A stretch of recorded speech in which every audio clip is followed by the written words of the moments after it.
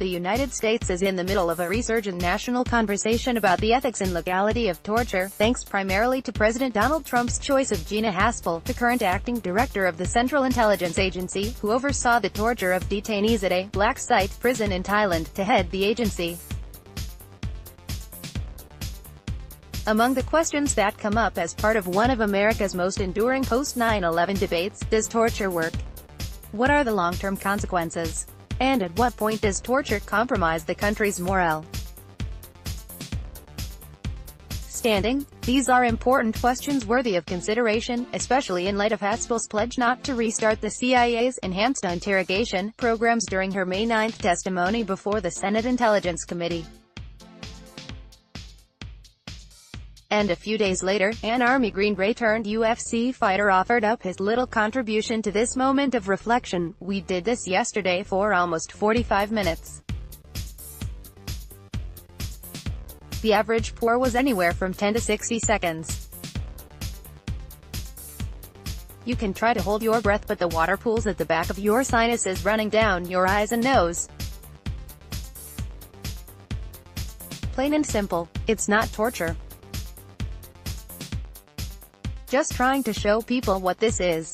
That's a commendable impulse, sure, except that getting waterboarded in a controlled setting, voluntarily, in a familiar setting, surrounded by buddies who will stop anytime, without the terror of extraordinary rendition, solitary confinement, stress positions, and sleep deprivation that define the CIA's broad interrogation program. Pretty sure I am intimately familiar with how it is done.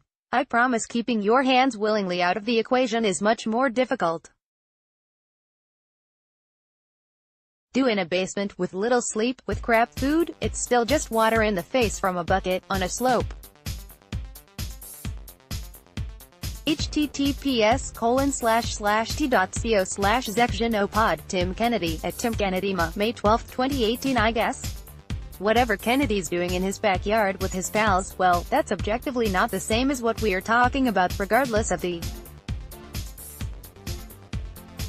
broader ethical context. Speaking of, a 2014 Senate Intelligence Committee report characterized CIA's enhanced interrogation techniques broadly as extraordinarily vicious but fruitless in yielding any unique intelligence that could be obtained by other methods. And 109 retired military leaders want the Senate to block Haspel's nominations simply over the torture issues.